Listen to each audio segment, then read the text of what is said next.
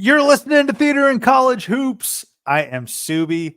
Alongside me, we got Taylor Dammel. We are brought to you by Belly Up Media. Go download, subscribe, rate, and review us on whichever device it is that you use. You're a college hooper of the day. I went to the Pacific Northwest, Taylor, and I went with a Gonzaga player, a former Gonzaga player, Kyle Draginis. I don't know if folks remember the name Kyle Draginis. He was a four-year man for the Zags spanning from 2012 to 2016. No real crazy awards or accolades or anything like that, but he was a starter for the Zags. And I want to shout out No Context College Basketball on Twitter. One of the best follows if you're in the college basketball space.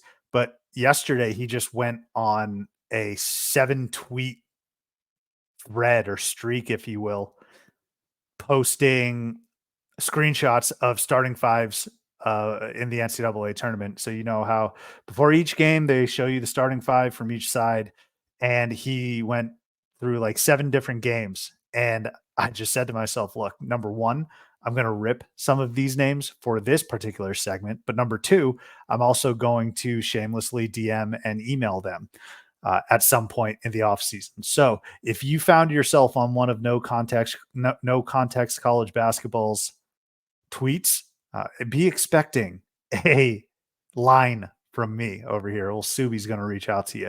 I'm sure you can throw it into the junk or spam, but be on the lookout. Kyle Draginis, former Gonzaga man, he is your college hooper of the day. Check out the website at theaterandcollegehoops.com and make sure to follow me at CBB Theater to find out where the theat is. You should also follow Taylor at Taylor Dammel. Let's open the curtains. Taylor, what a day we had on Tuesday. Kicking off, well, not really kicking off, but because the conference tournaments and the ASUN got kicked off on Monday, but we really got into the swing of things with conference tournament action. And we're going to dive into all of that, especially in the ASUN. The ASUN, you're going to get your sunlight. You're going to get your plaudits and your attention because you treated us to 3 of the best games here in March. The only other thing I want to bring up, Taylor, before I welcome you in here, is our good friend, Eric Haslam. I'm going to be doing a lot of ripping from tweets, but Eric Haslam at Haslametrics had a great tweet that I just saw as I was squatting on the toilet before coming on here. He said, today marks the 4-month point since the start of college basketball season. It also marks exactly 1 month until the pair of Final Four games occurs in Phoenix. I said it at the beginning of the season, Taylor, but it seems like it's always a long season, but it's also compact and condensed at the same time. That's a little context for you there.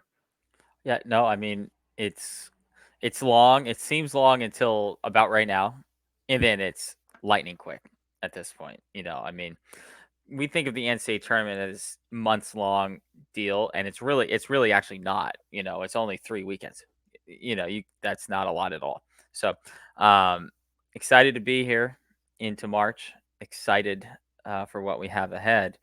And Sue, not only do I live in a place like Phoenix, where the Final Four is located this year, there's a lot of great weather here. But as these conference tournaments have started, you could call me Sheryl Crow. Oh, because I want to soak up the sun. We're going to. We are going to. What a day. What a day. That was really well done. Taylor. Great song. I mean, that was the only sun thing. There's that, Post Malone Sunflower song just didn't work. Sunflower. Yeah, Sway Lee. Yeah, Look, hey, no, this is all connecting, Taylor, because I'm going to put together a list of the commercials that I'm actually really enjoying. And the reason I'm bringing this up is because the Monday after Selection Sunday, folks don't realize that when you're watching college basketball from Thursday through Sunday, you're going to get inundated with the exact same commercials over and over. There's only like Lynch, 4. Over. There's only like 4 commercials. And over again. And so how does that relate to Sway Lee, right? No flex zone. You know that Wingstop commercial? I love that commercial where the dad's playing Jenga and his daughters take a bite into the chicken and it crunches and it is supposed to distract him. No flex zone. I mean, we're really musical today. That's Sway Lee, right? That Ray Shremmerd? Yeah, that's Ray Shremmerd. Yeah. Okay. Where was I? Now the song's stuck in my head here. But no, it's going to be a the same commercial, like a Wendy's commercial. Mm-hmm. Reggie And Miller's going to be they're in gonna it. have Reggie Miller. Yeah, yep. And then there's gonna be an AT&T commercial Mm-hmm. as well. And then God, that's Capital, about it. Capital One commercials, the Oh yeah, Capital Capital One One. commercials, Yep, yep. and then Samuel yep, L. will make his yearly appearance. road to the Final Four, man. Which is Yeah, weird though, because like I've seen some of the Capital One commercials and they have Jim Nance, but Iron Eagle's doing the Final Four this year, is he not? I'm it, pretty sure Nance is done, or is is this was Nance's last year? I think it's Nance's last year, but I might be wrong on that. And then don't forget the Invesco QQQ with Kim Keats. Kim Keats, Invesco QQQ comes hard Oh yeah. with the commercials. Pause. So no, Jim Nance. Last year was his because it was Houston. It was in Houston last year, and obviously that's where Jim Nance went to school and all that type of stuff. So it's also where his broadcasting career started. So yeah, last year was Jim Nance. Last year, that's crazy. We've seen like essentially the entirety of Jim Nance Final Four calling career in our lifetime.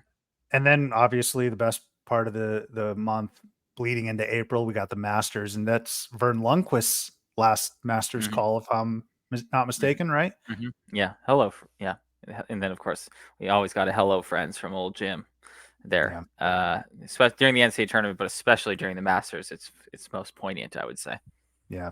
Taylor, before we soak up the sun, though, can we do a little twit time this week in Theek? Because again, please do.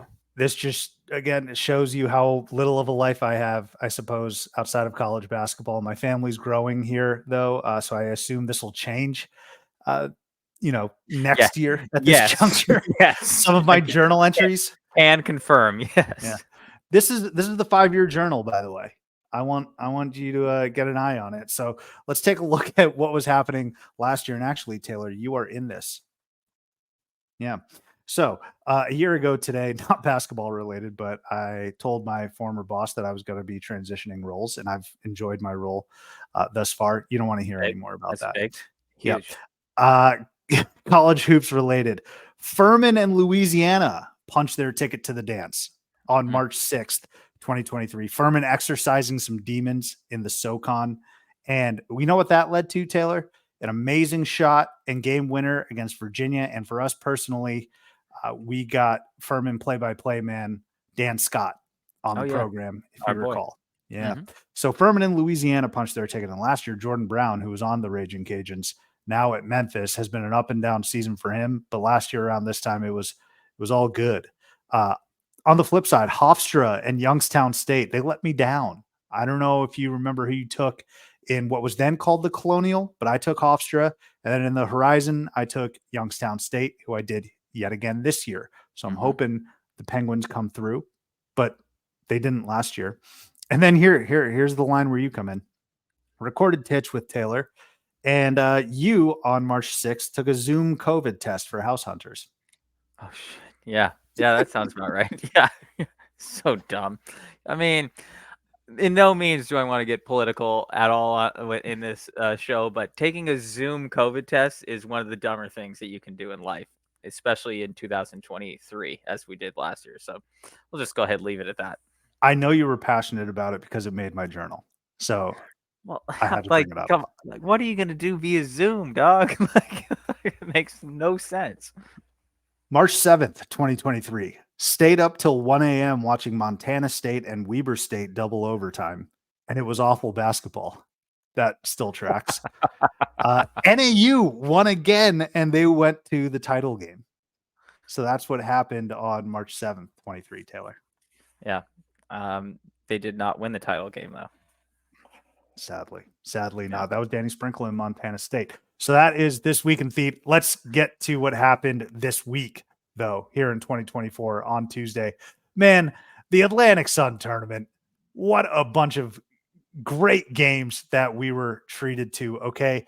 Jacksonville beats Eastern Kentucky, top dog Eastern Kentucky, 67-65. And then North Florida and Austin Peay go to overtime with Austin Peay getting the win. And we're going to get to the head coach, Corey Gibson, and his fatigues in a minute. North Alabama upsets our guys, Lipscomb, on the road, 77-73 by way of a game winner. That's all the high-level stuff, Taylor. I'm going to kick it to you. Just your general thoughts on those games before we go game by game.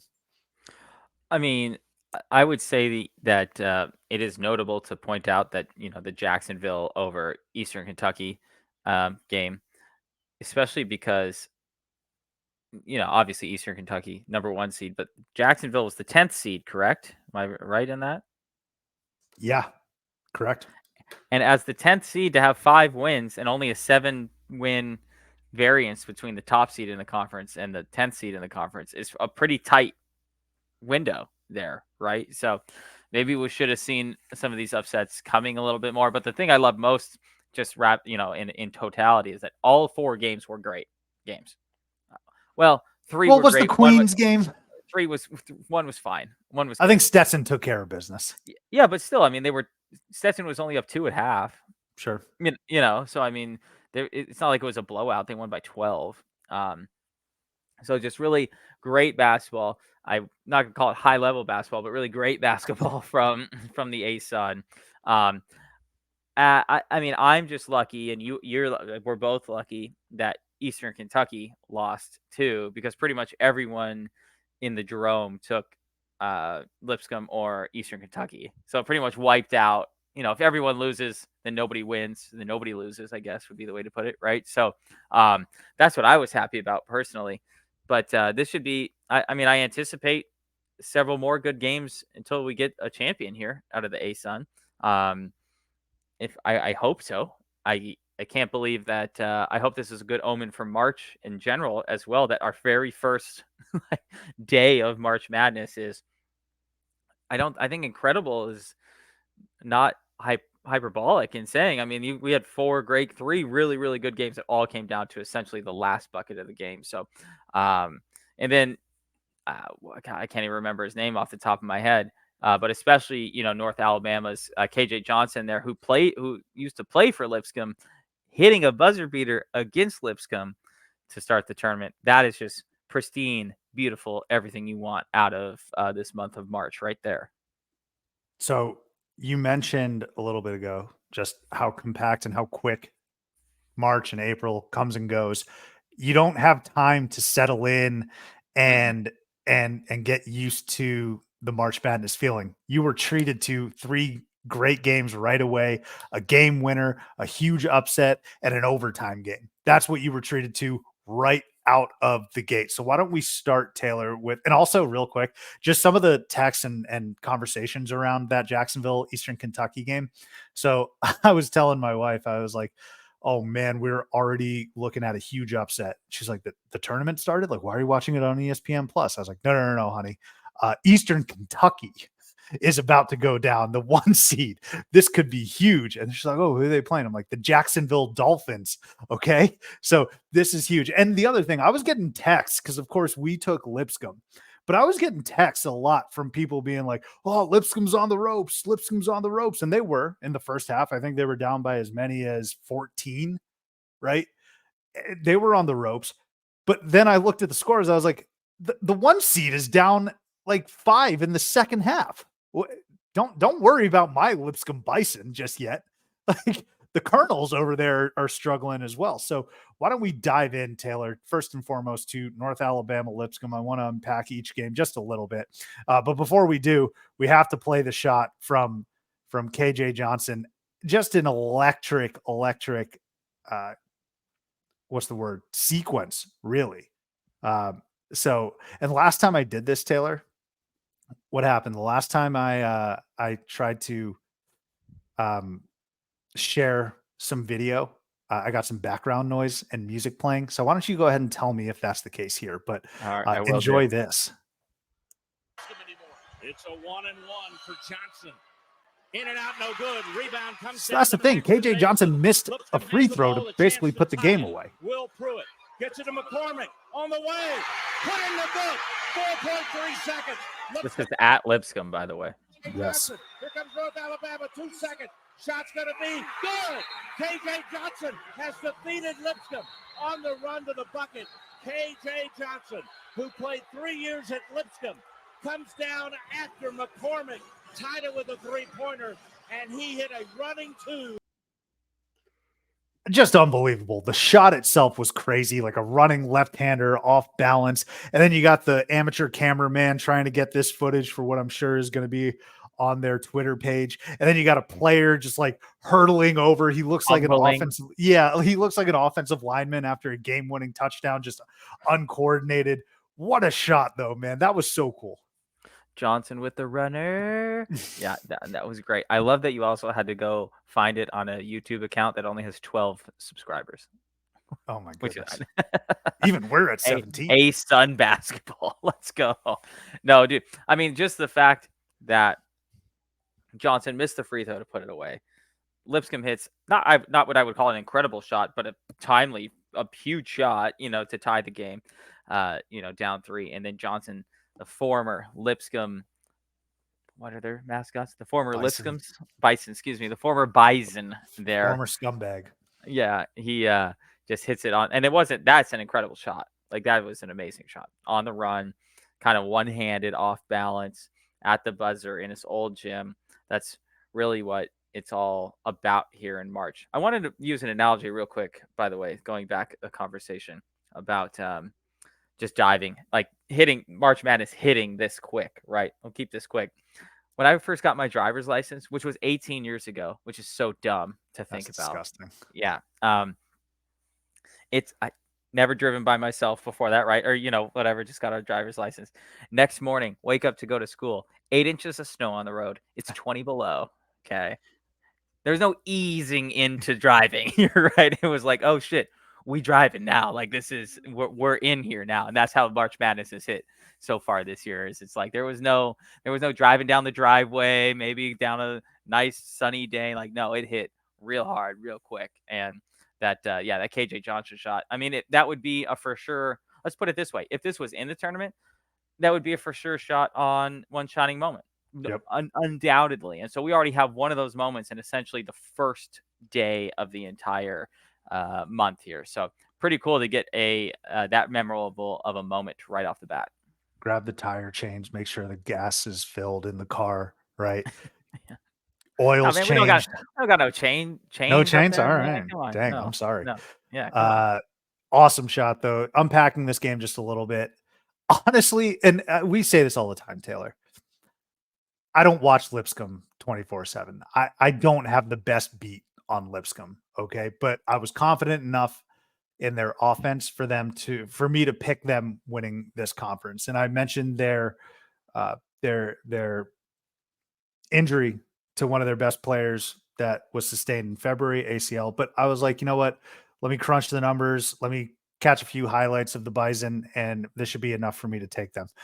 So I was locked into that game yesterday, more so than any Lipscomb game I've watched this year.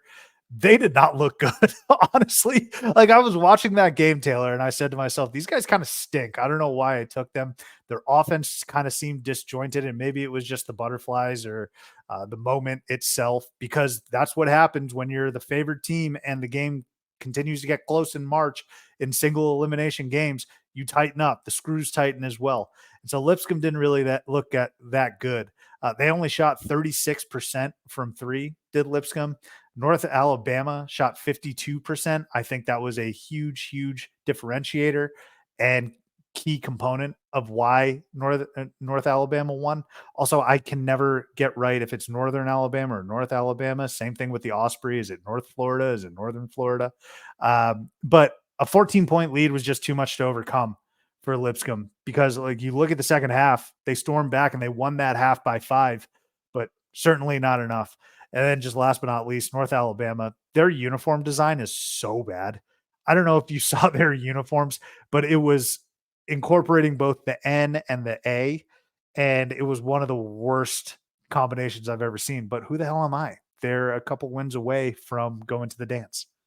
2 wins away from seeing those jerseys all day in the tournament. I'd love to. Who knows? I'll take any of the jerseys at this point. Unfortunately, your boys in Kennesaw had lost previous night. So they couldn't be here to support. But no, this stat is one that caught me, in looking at this game, or in watching this game as well. Yesterday's North Alabama, Lipscomb only turned the ball over 7 times during the whole game, and yet still loses North Alabama to the Lions. That's the Bisons versus the Lions. That's a biblical matchup right there. Oh, Yeah. No, to lose when you only have 7 turnovers at home is brutal. You didn't shoot well. Didn't shoot well enough, and that's what I was Make or basing my miss whole league. pick on. Make That's or miss right. league. Yep. Some could say make or miss sport. The other game, Jacksonville, Eastern Kentucky, probably the biggest upset, certainly by seeding, like you had mentioned. Thoughts on the Dolphins taking down the Colonels in our first upset of March? How about the Dolphins? 5-11 on the year, right? Going on the road on Monday night to Kennesaw State, I didn't beating know that. Kennesaw, and then going on the road the very next night in Kentucky, swimming their way, leaping their way up to Kentucky, and beating Eastern Kentucky. Two wins. They only had 5 wins in conference this year, and now they have 7, I guess technically, but 2 in the last 2 days. Both on the road in back-to-back nights. I guess maybe this team just needs they need something to play for. The pressure makes diamonds, right? So, but they're they also, funny enough, only had 7 turnovers. Didn't shoot the ball very well either. This was a much very low scoring game, or not a very low scoring game, but a pretty low scoring game. But they were led by Bryce Workman there, who scored 25. That was pretty much the key to this game, is they had a guy who could go get it for them. We're all Fins now. Fins fans. Fins up, baby. I'm not the biggest Tua fan. I'm not the biggest Tyreek fan. I don't mind Mike McDaniel, but the point I'm making is that this is the Dolphins team that I can get behind in the postseason. Truth be told, Taylor, I have no idea how Jacksonville won. I have no clue. Watching that game and breaking down some of the numbers and analyzing the game. All right. There were 7 combined threes between these two teams. It was not a shooting display in Richmond, Kentucky the other night. 7 combined threes. It was ugly, but you know what? Jacksonville had just one more. So you say to yourself, that 4-3 as opposed to only 3 for Eastern Kentucky. That's the difference right there, right? What was the final score? They won by 2, or they won by 2, right? So you say that's the difference right there. Not so fast, my friends. Dive in a little deeper. All right, the free throw line is where the difference was. And you mentioned Bryce Workman for sure, who also had 12 boards, which was incredible. Mm-hmm. Huge. They made one more 3. Fine. I'm looking at the free throw line, though, Taylor. Jacksonville went 19 of 21, whereas Eastern Kentucky went 10 of 17. All right, for a free throw delta of what, 5 there? 19 of 21, man. You shoot 90% from the line in crunch time, and every single free throw Jacksonville attempts from here on out is a critical, crucial free throw, because they lose, they're out. They're done. Their season's over. But you go 19 of 21, I can't help but be incredibly impressed there. Everything else, though, was pretty similar. The teams were pretty even. I guess you saw that in the scoreline, but that free throw disparity in terms of percentage and nine additional makes is huge. You mentioned Bryce Workman. Yes, 25 and 12. Don't forget Robert McCray off the bench. He had 24. The 5th. Robert McCray the 5th. Thank you. Not to be confused with the 4th, 3rd, 2nd, or 1st. All right. He was awesome as well.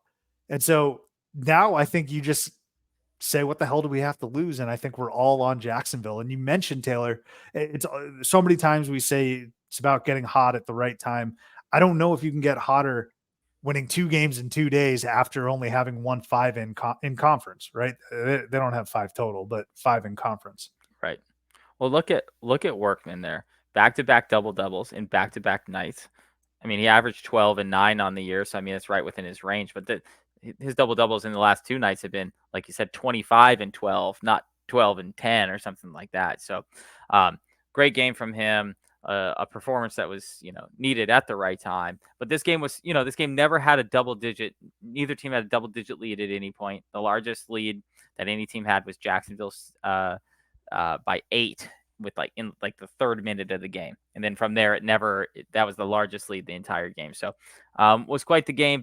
What you would definitely describe as a back and forth affair. There probably were 20 lead changes in this game, just looking at the score chart here. And that's the excitement we're looking for. So I'm fins up. Wish I would have taken literally, of course, any other team other than the two I considered here. But that's just how it goes at the Jerome sometimes. Stetson backers are having a huge Grinch smile right now for sure. That's just classic. Stetson would have been my other pick. Anyway. That's worth saying, or that's worth anything. Yeah. Well, no, it's not. I guess it's not. But the Hatters, they're in prime position. I don't think they've ever made the tournament. So if you're not going to do it this year, I don't know when the next time is. It's Finn season. It's Finn season. You're right. Let's not forget, though, the last game in the ASUN, North Florida, Austin Peay. We go to Clarksville, Tennessee. And who stole the show but Corey Gibson, the head coach of Austin Peay. We got to play this. Just look at him. Look at him in the fatigues, Taylor. On the scoreboard, or excuse me, the stands, excuse me. And then look at this at the end. All right, so he's got a bunch of fist pumps. Mascot's going crazy. And then look at this at the end. Give me a hug, random fan. Dude, I love the random guy on the court. That's wonderful. Just like a regular dad looking guy. No, just jeans and a quarter zip and a hat. Beautiful. Funny enough, that fan looked more of a coach, I would say, in terms of his outfit than Corey Gibson did. Do we know the Okay, I was gonna say inspiration? excuse my maybe missing this, but why the fatigues and army boots? Is it just because we're going to battle here? Yeah, I guess. I don't think after Kellen Winslow said war 20 years ago in an interview, I don't think we're allowed to describe playing college basketball as going to war.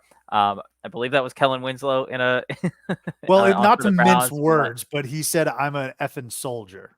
Oh, maybe that's what it was. And I thought he followed that up with them going to war. Whatever. Might have said that. Yeah, the soldier part lost people. Yeah, that's true, especially in 2002. But anyway, or whatever that was. But it's got to be that same mentality, I guess, the same concept of, because I don't think anyone that I know that's in the military describes any of that as comfort wear by any means. So it's got to be a going to war deal here. But he was fired up. Maybe I might add, maybe a little more fired up than necessary for the first round of the No. That's what I was just gonna say, Taylor. If this doesn't show you what March is about, I don't know what else is. Because you're right about the circumstances, and it elicited that reaction. I will say they were down the entire second half until pretty much. Did they hit a buzzer? Did they hit a buzzer beater to tie? Is that what it was? They made a buzzer beater to tie to send it to overtime, and then so they were down the entire second half, and so yeah, okay, maybe I'll walk that back a little bit and say, all right, please, just because of circumstances. But they were also the favorite at home, so every single one of these is an elimination game for these guys, man. True. If Brad Underwood's doing that in the Big Ten tournament, it's Brad. You don't have to win a game in the Big Ten tournament. You're going to. You're a 3 seed instead now. Yeah, right. Okay. Right. Yeah, you're right. I should have reframed my viewpoint there. That's true. This is every game's an elimination game. So I'll take that back. That obviously I only saw his upper half get on the table because his lower half was camouflaged. So I guess maybe that's why I was confused at what was going on. I did my best to research the inspiration for the fatigues, and I'm sure we will get a report on that if reporters are doing their job. That's the first thing they'll ask Corey Gibson, why the fatigues, and hopefully he comes out with them yet again. But as for the game itself, Austin Peay did a great job, Taylor, of turning over the Ospreys, because Austin Peay didn't shoot very well. from deep. Another mid-major team that we saw not shooting very well, but they turned over North Florida quite a bit. Didn't shoot from deep very well, but they dominated the paint, did Austin Peay. They outscored North Florida by 18 down there. And that, I think, was the difference of the game and what pushed them over the top. Absolutely dominated the paint. Going to the turnover point that I made, Ospreys had 10 total turnovers. I forget who you said. I think it was Lipscomb that only had 7, still lost. Austin Peay only had 3. That's how you perform and take care of the rock at home in a single elimination game. That's your ball game right there. North Florida with 10, Austin Peay to 3. And there were just a lot of buckets in this game, Taylor. You look at the score, and a lot of people are going to say, well, it went to overtime. Folks, that's only 5 additional minutes. All right. There were buckets had in this game. North Florida had 5 guys in double figures. Austin Peay had 4 guys in double figures, 9 guys on the court, or for both teams, in double figures. And DeMarcus Sharp for Austin Peay, he had 35 and 9 off the bench. And I may have to retract something. I think I said in the Lipscomb, or excuse me, the Jacksonville EKU game, I think I said Robert McRae had 24 off the bench. I think I meant to say DeMarcus Sharp here in this Austin Peay game had 35 and 9 off the bench. That is a tremendous performance. Well, I mean, I'm wondering what roles the starters play on Austin Peay. Because in scoring those 35 points, he also played 41 of the 45 possible minutes. And it's, of course, we have to mention who's this guy? Des White, who played 27 minutes and scored 0 points. So incredible stat line there. Then, of course, you have one of the other starters in Cy Witt, who only played 19 minutes as a starter and scored 16 points, but he only played 19 minutes. And you might think, well, Taylor, have you heard of foul trouble before? Well, they combined for 4 fouls, those 2 starters. Okay. So that had nothing, not a goddamn thing to do with it. So haven't studied the Austin Peay rotation too much, but certainly something to look out for here, especially if they make the tournament. Something that this is an inside track into picking a 16-over-1 type of matchup is, hey, watch out for the bench points from Austin Peay here. DeMarcus Manu Ginobili Sharp. That's what we just got to call him. And good juju for Austin Peay, because a couple episodes ago I had Trenton Hassel as our college hooper of the day. Great Clarksville resident, great Austin Peay alum. ASUN, man, thank you so much for a tremendous Tuesday. I cannot wait to see how this tournament continues to play out. But yeah, fins up, baby. All right, Taylor, let's get to the big guys. Wake Forest, man. I posit to you, what do you think it's like being a Demon Deacon fan? Worthless. I mean, what is that? In this time, what is that? In this day, on March, when that game was March 5th, right? You cannot lose at home to one of the 2 or 3 worst teams in the conference. Well, I get Georgia Tech's not. Georgia Tech is one of the weirdest resumes. I say resumes if they're going to make the tournament, but they're certainly not making the tournament. But they have 4. They're 4-1 against quad 1 like A teams. Like, that's better than pretty much everybody else in the country, and yet they haven't beat a quad 2 team. Which is wild, right? So they're winless against quad 2 teams, but they're 4-1 against essentially the top 20 teams in the country, give or take. So, but no, if you're Wake, your life is in your own hands, and you just kind of let it go like that. I will say there is some legitimate beef if I was a Wake Forest fan, though. The non-travel call before the winning bucket was awful, like real bad. And it's something that I've complained on this program about a lot. And I've certainly complained to my friends a lot. And that is, it seems like I remember back in my day when I was learning college basketball or basketball in general, if you went to the ground with the ball and skidded across the floor, even like an inch, that was a travel, right? Nowadays you can just take the ball and slide down a slip and slide as far as you want, essentially across the floor, and they'll still give you a timeout or won't call travel. And I don't really understand why this is allowed now. If you watch it across all of basketball, It's something that happens every single game a couple times.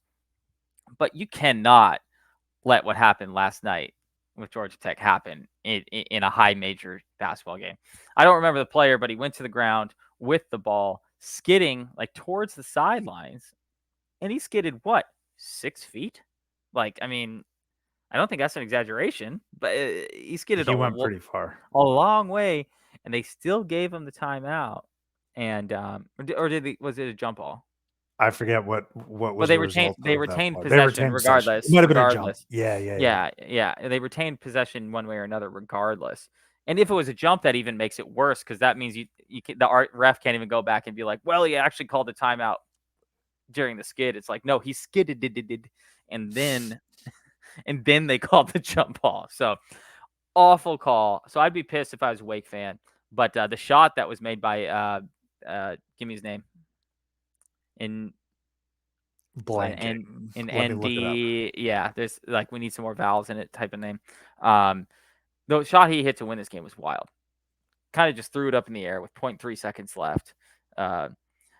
Damon was jacked up, headed to the locker room. Go ahead. Bai and Dongo. And Dongo, that's what it was. Incredible shot to win this game. And really, I feel good about Georgia Tech's future. A lot about what they've done this year. They've shown that, like we said, they've beat a lot. They've beat all of the best teams that they've played this year, right? They've beat North Carolina. They've beat Duke. And the fact that with nothing to play for, playing against a team with everything to play for at this point, to go on the road and beat them is a sign of great things to come, if you ask me. Now, if you're Wake, it's the opposite.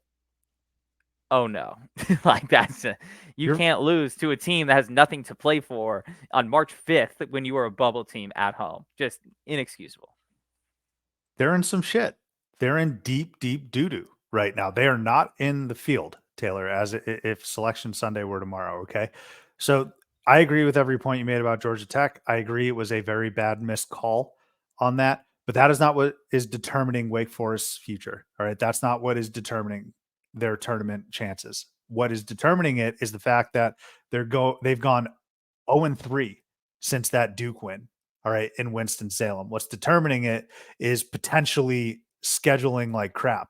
Or what else is determining it is not being able to win away from Winston-Salem. And then when you have a bad team coming to your house where you haven't lost all year, and then you lose, like you mentioned the date, that's also determining it. All right. You can't get down by 17 points in the first half and not expect it to be a close game down the stretch where some bang plays are missed. And I'm not saying it was bang. It was very clearly a travel, but I'd be pissed if I were a Wake fan. Luckily, I'm not. And so that is the reason why I don't have any sympathy for them. All of those reasons I just mentioned, I have zero sympathy for Wake. They were horrible from 3. They didn't share the ball at all. I think they only finished with 8 assists on the night. They got out-rebounded, Taylor.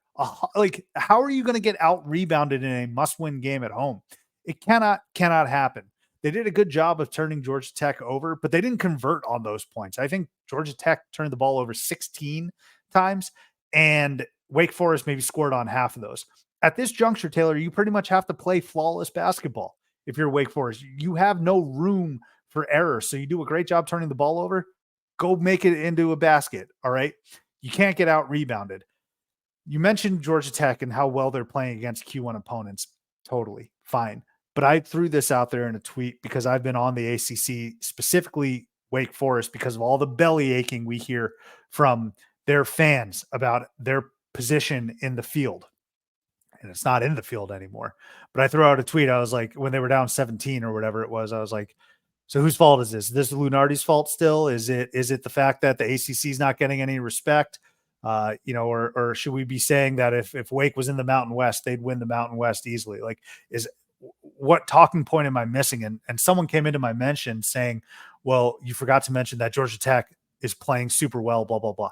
I don't want to hear it, man. Like, I understand Notre Dame and Georgia Tech are playing pretty well this time of year, and they're rounding into form. They're not good teams on the whole. All right. They might be hot. You have to be better. You have to be. All right. Like if Kansas gets clipped by an up and coming team that's playing well with nothing to play for, fine. But you're Wake Forest. Like this cannot be an excuse. It cannot be Notre Dame's actually been playing well of late. They just got blitzed, destroyed by Carolina, a shoe-in tournament team who doesn't have to whine and complain and campaign about their spot in the tournament. All right. I don't want to hear about how well these guys are playing if you're supposed to be a tournament team, because those two, Georgia Tech and Notre Dame, are not. And you lost to both of them. All right. I'm also a big believer, Taylor, in basketball karma. All right. What does basketball karma mean? It means talking trash when you have no business really to talk trash.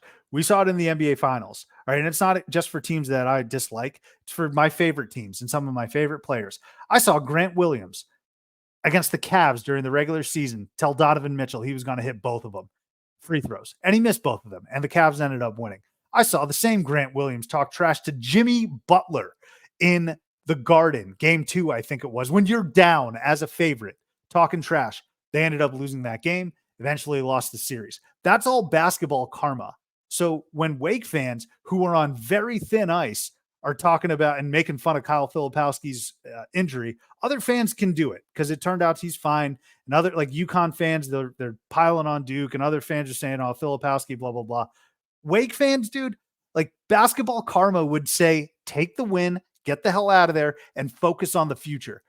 They were not focused or locked in on Notre Dame or Georgia Tech. What they were focused on were people coming for their precious court storms. What they were focused on was Kyle Filipowski faking an injury, apparently, and not being allowed to at least feel any sort of pain. And this is where you are. You showed your ass.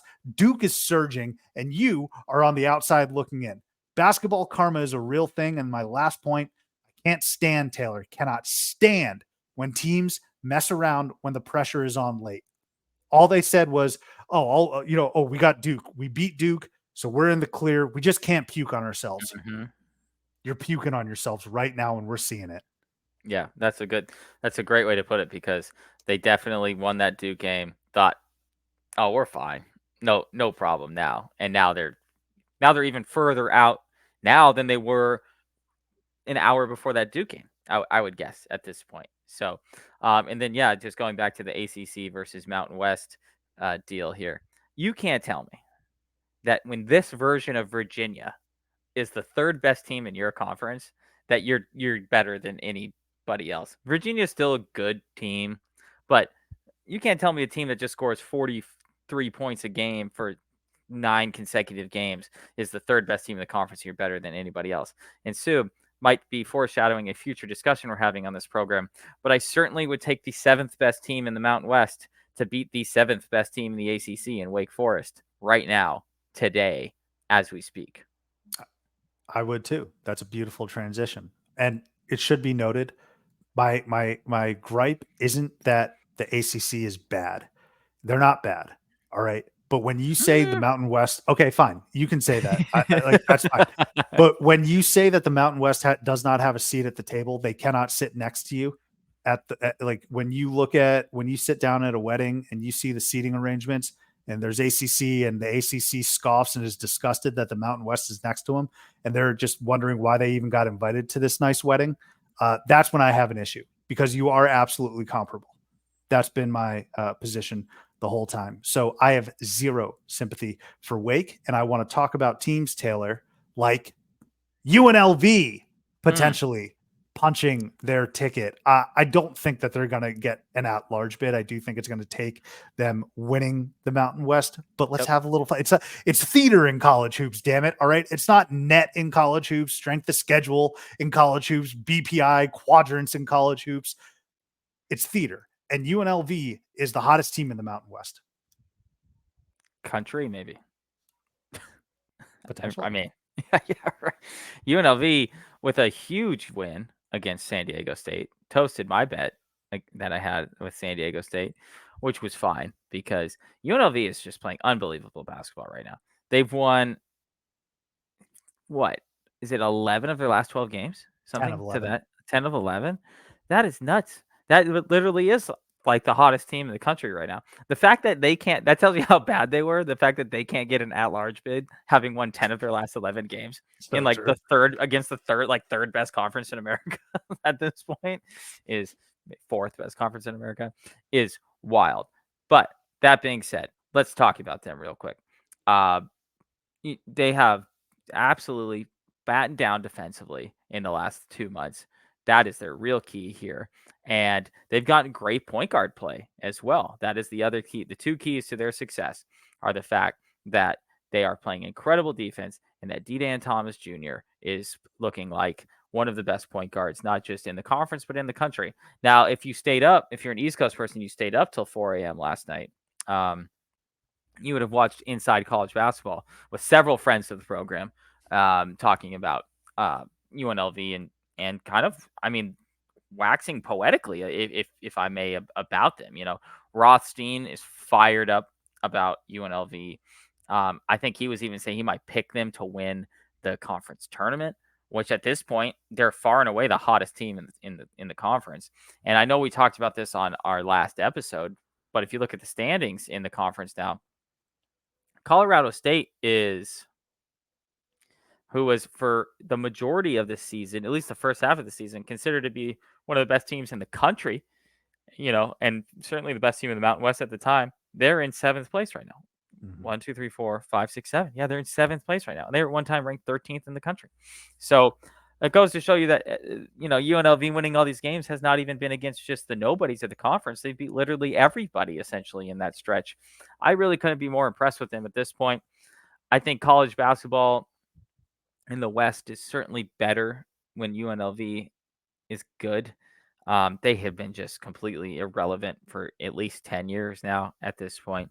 And I'm not saying that winning 10 games in 1 year, in a stretch in 1 year, makes you relevant again, but I think that it's got a little more name cachet than if Utah State was running this off, if Nevada was running this off, if Wyoming was running it off. UNLV doing this, making some noise, and if they can make some noise in the Mountain West tournament, yeah, I mean, I don't know if they're going to get an at-large bid, but I mean, right now they're only half a game back of first place in the conference.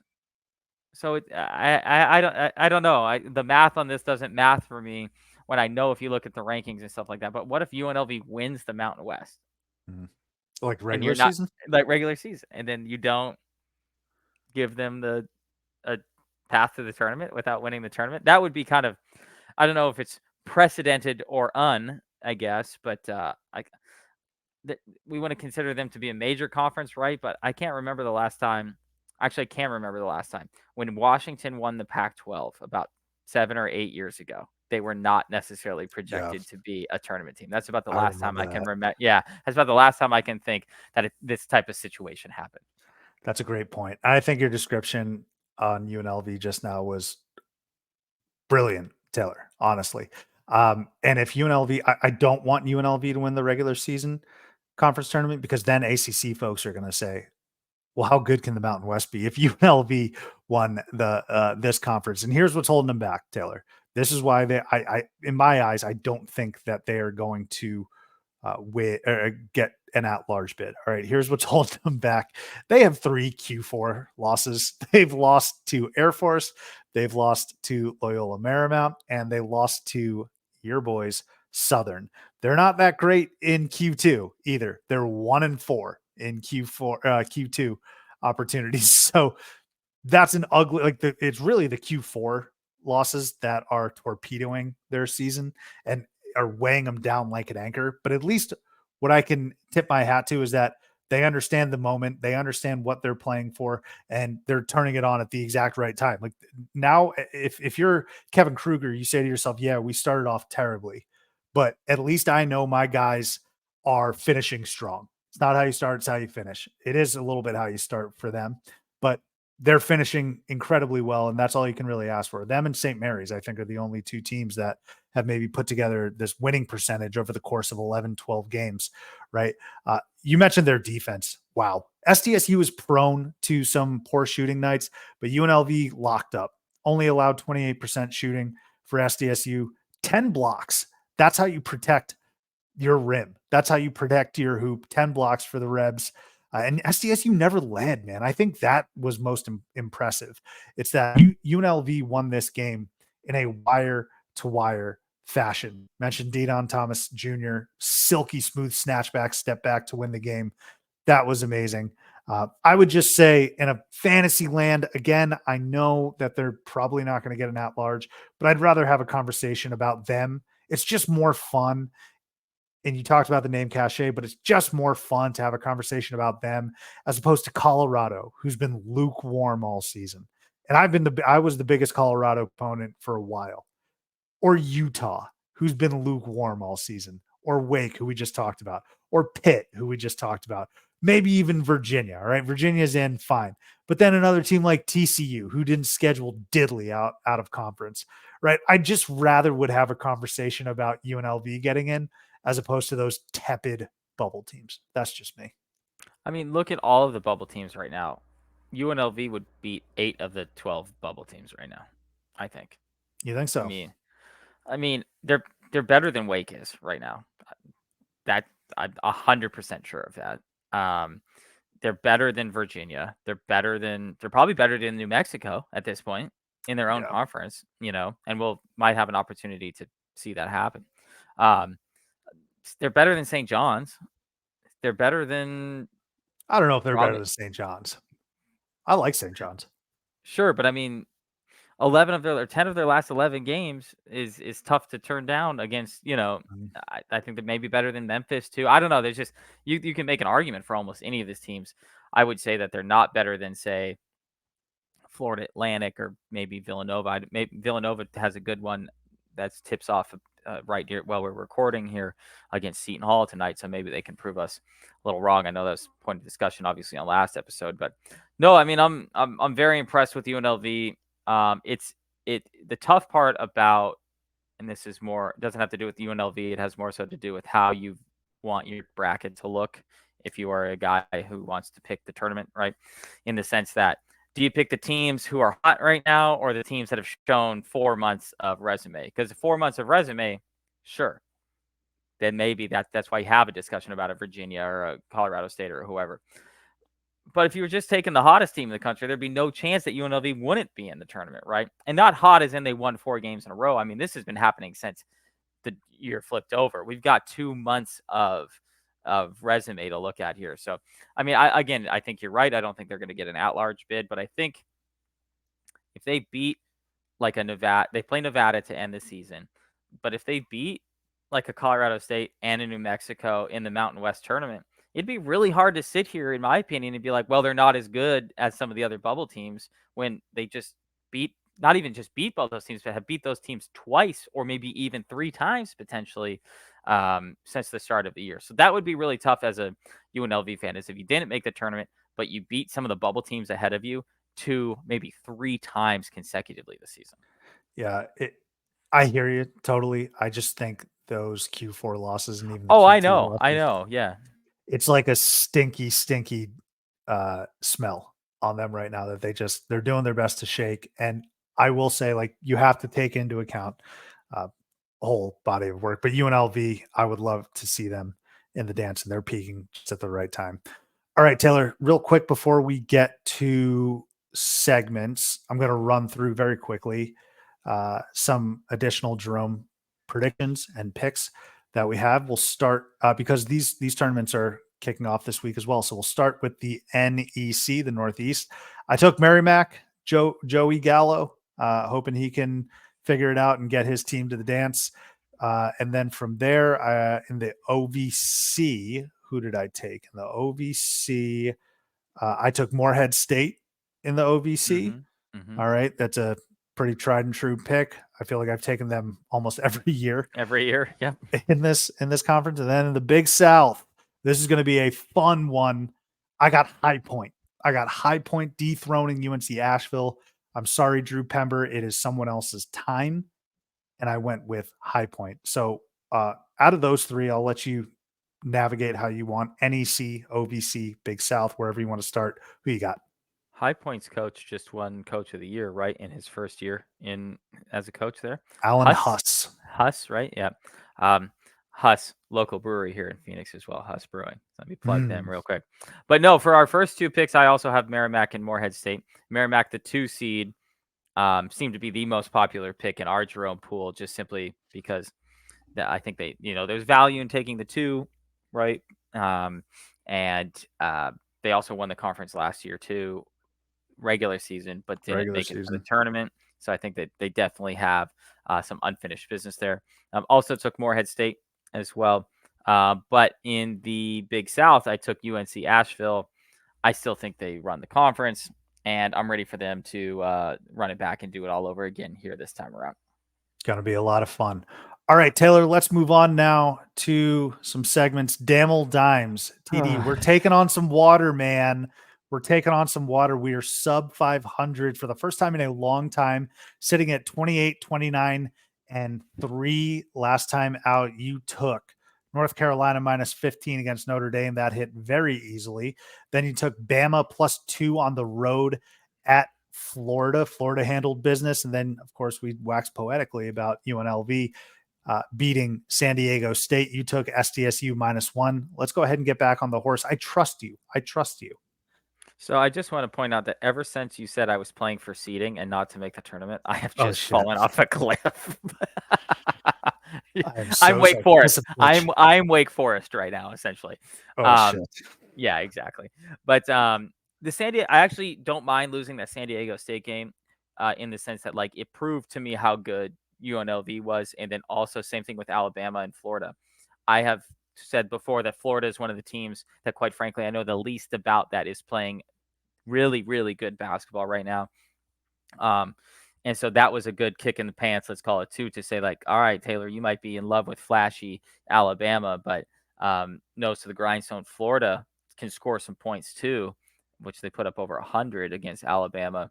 And maybe Alabama's not as good as I had previously thought that they were. They had a really good run, but I'm not sure. It feels like they're getting tired for some reason, Alabama. I don't know if that's accurate or if you have that same sentiment, but it feels like they just can't.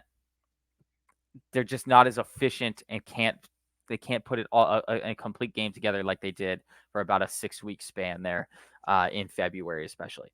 So we got to get back on the horse. We have to be able to make some money here before the end of the season. So let's start with one of your boys, one of your favorite teams in the country, still the luckiest team in the country, Tarleton State, 6-point favorites against Utah Valley tonight. Actually, it's not that late of a tip time for considering where these guys play, but Tarleton State's a good basketball team. Utah State is under 500 for the year, or Utah Valley, excuse me.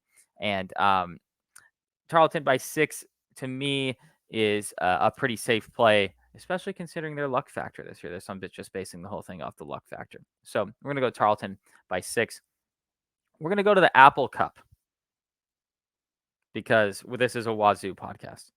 And I think that our boys there in the Palouse send Mike Hopkins off into the sunset with a nice loss. And they are Washington State is 6-point favorites against UW as well. UW just not good. Like they're just not a good basketball team. And Wazoo is. And so we could go deeper into the numbers, but that's just how I feel about this, right? So Wazoo by 6 over UW. Love a good rivalry game. And that's at Washington State, importantly, in this. And I think I've gone an entire year without picking this team, but I think this is the time to do it. So I'm picking the Arizona Wildcats to end the rivalry at awful Pauley Pavilion and blow out UCLA. This is a completely homer pick, so I'm fine with saying that as well. Arizona is a 9-point favorite on the road against against UCLA. UCLA has had a very turbulent and up and down season. We know that these games are always rock fights. We know that Arizona doesn't generally play well at Pauley Pavilion. But I think there's got to be a little bit of specialness to this and saying this is the last time that they're going to play as conference opponents in one of their home arenas, right? And I think that Arizona is just so talented and hitting. I think they're about to hit they're hitting their stride right now. Caleb Love is playing as well as anybody in the country. And I think him, especially on the road, against your main rival in the last game they'll ever play as a conference opponent. I think Arizona wins by 9. So Arizona by 9, Wazoo by 6, and Tarleton by 6. Washington State has kind of looked shaky the last couple games. They've ended up with wins, and I think that's actually the mark of a strong, tough team, Yeah. which is what we've talked about. So I wouldn't be surprised if we got a get-right game at home rivalry. And then you mentioned Caleb Love for sure. Umar Ballo. Why am I not hearing his name as one of the best bigs in the country over the last 2 months? All he's doing is stringing together 9 straight double-doubles, potentially 10 straight. He's been an absolute beast. I don't know if there's a big man playing better than Umar Ballo right now. Yep. And maybe because everyone listened to our podcast preseason, which I assume would happen when I said Umar Ballo wasn't going to play like the Pac-12 player of the year. And for the first 2 months, he played well, but not like incredibly by any means. But after he's maybe fully gotten, there was a little talk and maybe he was out of shape the first month of the season. He's certainly shape now. That's for sure. He's in shape and playing the best basketball of his career. And I would really love it if he could play his best basketball for about 10 more games. A few more games. That's all we need. 10 more games. Yeah. Maybe 11. Maybe 11, 10, 11 more games. Let's go ahead. Move on now, Taylor, to not so mid. Who are you giving this award to today?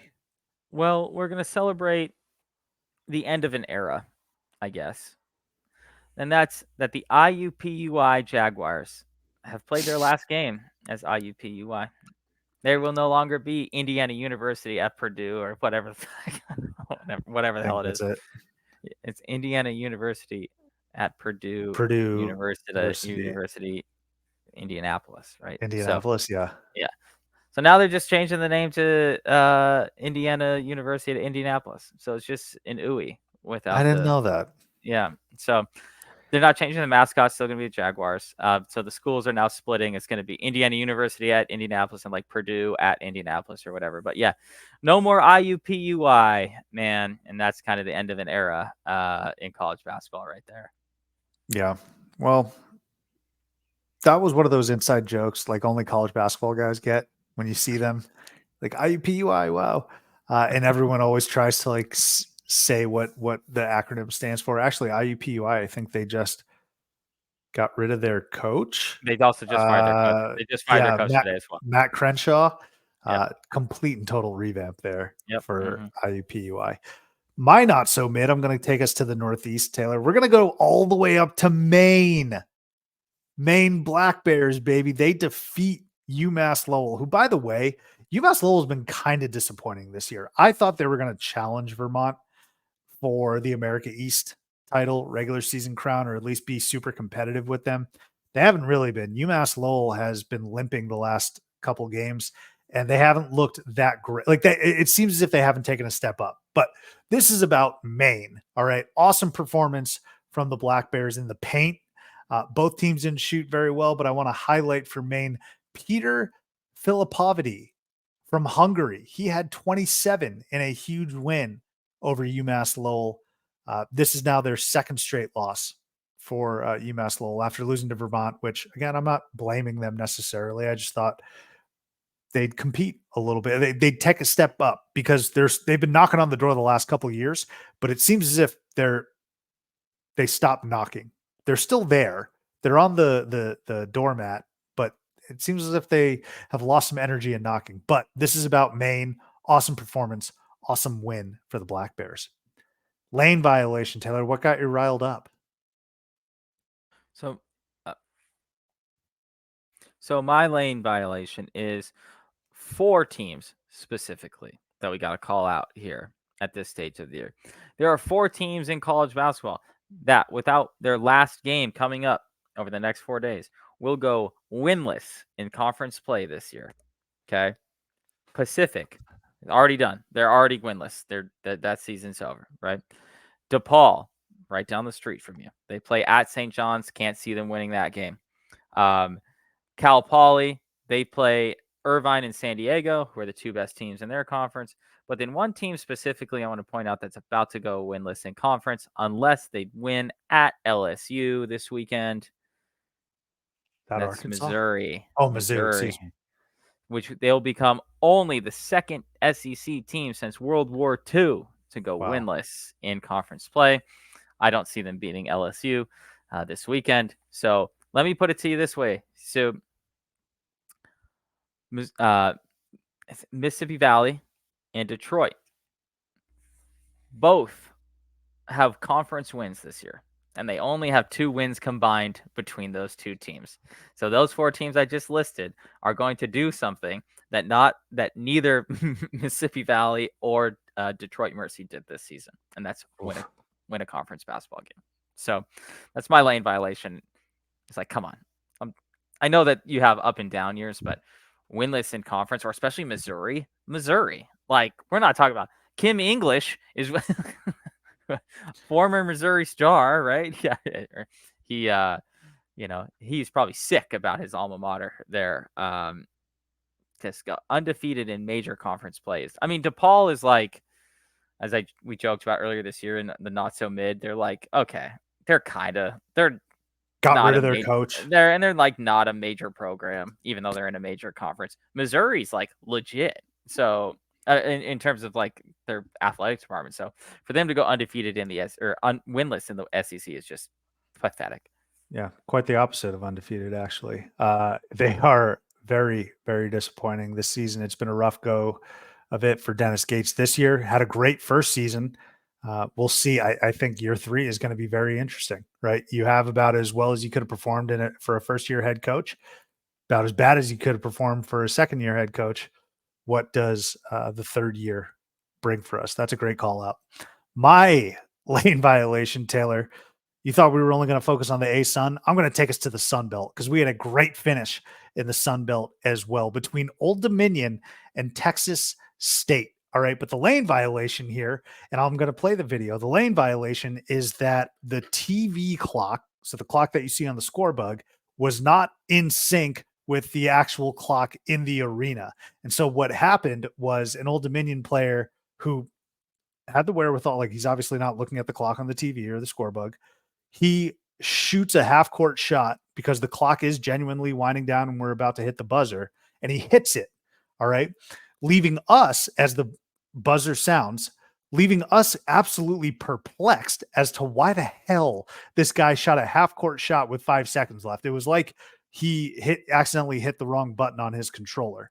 And so we're like, why did he shoot that shot? But at the same time, he hit it and they won the game. That's awesome. So there's so much confusion. The lane violation, though, Taylor, is it's incompatible. And so here's what it looked like actually between Old Dominion there and Texas State. So that was the other added layer of this, is that he hit the shot and you're saying, oh, it didn't, like, there's so many things going on because you hear the buzzer. It's like, did he get it out of his hands? But the clock on the score bug saying there's 4 seconds left. Very chaotic, very confusing. That was my lane violation. And poor Old Dominion, they ended up losing by like 9 in overtime. How does that happen? Like, it's just got to be one dude's job before the game to be like, hey, are these matched up? Here, hit play. Okay. No, they're not matched up. Like, I mean, it's not that hard to figure out. I couldn't tell you, bro. Also, the North Florida Austin Peay game. I don't know if you were listening to the audio. It was like it was a 1960s radio feed, like crackly, static. Like, we have better audio on this show, all right, than that presentation. But Old Dominion, Texas State, the clock's not matching up. That is my lane violation. Taylor, get us out of here on some positivity. What's your easy layup? For Purdue.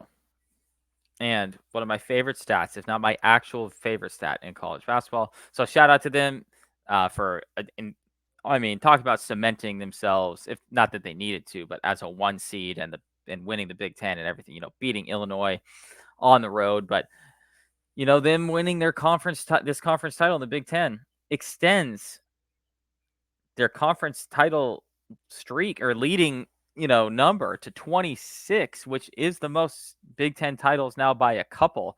And so this is just my yearly reminder that Purdue has the most conference titles of any team in the Big Ten. just want to always remind that to people. I know we've got several Purdue boys that listen to this, and I know that they're always very appreciative. Boiler up to all of those guys, but it's just such a funny stat that because they're reverse UConn, and so just because I shouted out UConn in my easy layup last time. UConn hasn't won a conference title in 25 years. Purdue only been winning conference titles, not shit else, but that's all they've been winning is conference titles. So it is impressive though to win that many conference titles, especially in what is generally considered one of the, if not the best college basketball conference each. They're probably the best college basketball conference every fourth year, I would say, maybe. Not quite as good as the Big 12 has been recently, and then not this year, but the ACC's in there sometimes too. But yeah, to have the most conference titles of any team in the Big 10 and to extend that by their lead by even more now is certainly worth my support. I love when you bring that up because it does take me by surprise every single time you do. Watch, by the way, the Duke or Carolina is going to go to the Final Four, and ACC fans are going to be like, "Oh, you said our conference stinks." It's like we said the whole conference stinks. That excludes Duke Not and Carolina specifically. Yeah, right. My easy layup, Taylor. You mentioned them briefly just a few moments ago. Detroit Mercy. All right, I'm getting out of here on some positivity, and there is a pun here because Mercy has been taken upon Detroit. They're done. Season's over. All right. They lost to Milwaukee. The 1-win season is a wrap. And I'm being pretty dang serious when I say I'm happy for those kids that they don't have to show up to practice and they don't have to show up to games just to lose every single game. And I'm not in their shoes. Maybe they had a wonderful experience. I don't know. But I'm so glad it's over for them. They don't have to play and subject themselves to any more jokes like this one that I'm sure people will construe as a joke, but I'm being 100% serious. Like, it's over. Enjoy the off season. You deserve it. It's been a hellacious year. We're done. By the way, Detroit Mercy, I think, was leading at halftime, or at least tied with Milwaukee at halftime. And then Milwaukee ended up winning by 4. But Detroit Mercy, just clear the cobwebs, man. Take a few, go on vacation, do something, wash this away. My easy layup is that it's over. It's done with. Let's go ahead, get on out of here, Taylor. Great episode. Conference tournaments roll on. End of the regular season is here, and we will catch you next time here on Theater and College Hoops.